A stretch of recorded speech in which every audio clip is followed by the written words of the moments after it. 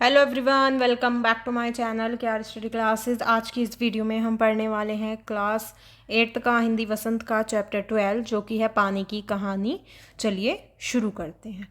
यहाँ पर इसमें जो लेखक हैं वो इस लेख में एक ओस की बूंद को ज़रिया बनाया है उन्होंने, और यहाँ पर बताया गया है कि किस तरह से वो पानी का एक रूप होता है, ठीक है, किस तरह से उसकी रचना होती है, कौन कौन से तत्व उसमें शामिल होते हैं, और ये सब हमें यहाँ पर पाठ में बताया गया है। पानी के जो जीवन का एक चक्र है वो क्या होता है, कैसे होता है, किस प्रकार होता है, वो सब यहाँ पर बताया गया है। और बहुत सारी पानी से जुड़ी हुई चीज़ें, जैसे समुद्र का पानी जो सूर्य की किरणों से गर्म होकर भाप बन जाता है, या फिर वो आसमान में जाकर जाकर बादल बन जाता है, फिर वो बारिश बन जाता है। तो इस तरह से यहाँ पर हमें पानी के बारे में बताया गया है। अब यहाँ पर हमें बताया गया है कि इस पाठ में, इस चैप्टर में एक ओस की बूंद है, और ओस की बूंद अपनी रक्षा के लिए बेर के पेड़ पर से लेखक की हथेली पर वो कूद जाती है। यानी कि जो लेखक हैं वो पेड़ के पास खड़े हैं या बैठे हैं, ठीक है, तो वहाँ पर जो लेखक हैं वो पेड़ के पास हैं, तो लेखक की हथेली पर जो पानी की बूंद है, ओस की बूंद है, वो आ जाती है और उसे अपनी कहानी सुनाना वो शुरू करती है। ओस की बूंद जो है वो कहती है कि अरबों वर्ष पहले हाइड्रोजन और ऑक्सीजन के मिलने से उसका जन्म हुआ है, और जो मतलब कि जो पृथ्वी है उसका तापमान जब घटा तो वह बर्फ के रूप में बदल गई, और जब बर्फ का सामना गर्म धारा से हुआ तो वो पिघलकर समुद्र के पानी में मिल गई।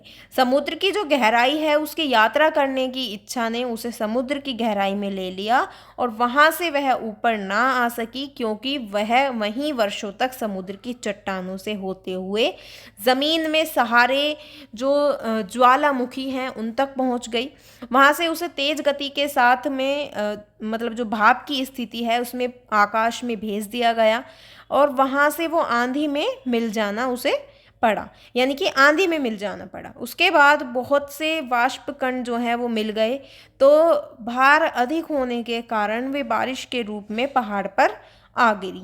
पहाड़ पर से अपने साथियों के साथ तेजी से एक ऊंची जगह से नीचे गिरी और नीचे पत्थर के टुकड़े टुकड़े कर दिए।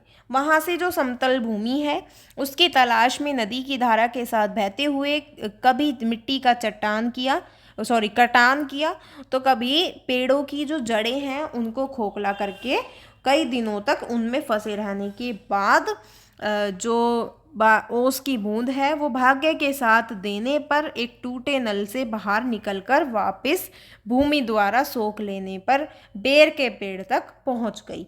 यानी कि आप देख रहे हैं कि किस प्रकार से कहाँ कहाँ वो गई, लेकिन उसके बाद भी वो वहीं पर दोबारा उसी बेर के पेड़ तक पहुंच गई।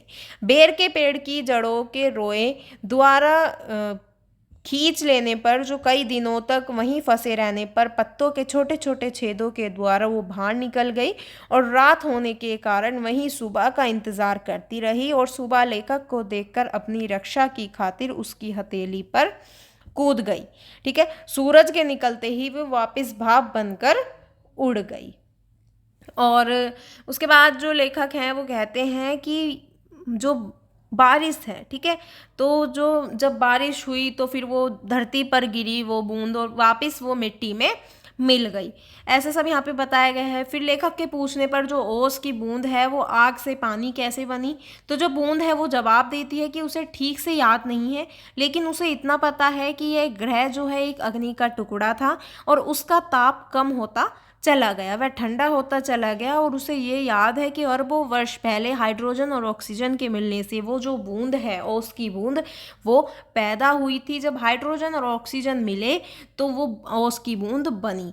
ठीक है, हाइड्रोजन और ऑक्सीजन के मिलने से वह पैदा हुई है। उन्होंने आपस में मिलकर अपना प्रत्यक्ष अस्तित्व गंवा दिया है और मुझे, यानी कि ओस की बूंद को उत्पन्न किया है। ऐसा सब यहाँ पर वो बताती है। उसके बाद वो वापस से जो हमें बताया गया कि लेखक के हाथ में ही आकर वापस गिर जाती है बूंद, और वहाँ पर जो वाष्प बनकर वो हवा में उड़ जाती है। ओस की बूंद जो है वो लेखक से कहती है कि अगर वो उसे रोक कर नहीं रख सकता तो अब ऐसा करना असंभव है, और वो ओस की बूंद धीरे धीरे घटती है और देखते ही देखते लेखक की हथेली से वो वहाँ पर गायब हो जाती है। ठीक है, यानी कि बूंद है, पानी है, ठीक है, तो कभी भाप बनकर, कभी बर्फ बनकर, या कभी बारिश के ज़रिए किसी ना किसी प्रकार से वो गायब हो जाती है। यहाँ पर जो हमारा चैप्टर है वो कंप्लीट होता है। अगर आपको अच्छा लगा हो, समझ आया हो, तो वीडियो को लाइक, कमेंट, शेयर ज़रूर करें और मेरे चैनल को सब्सक्राइब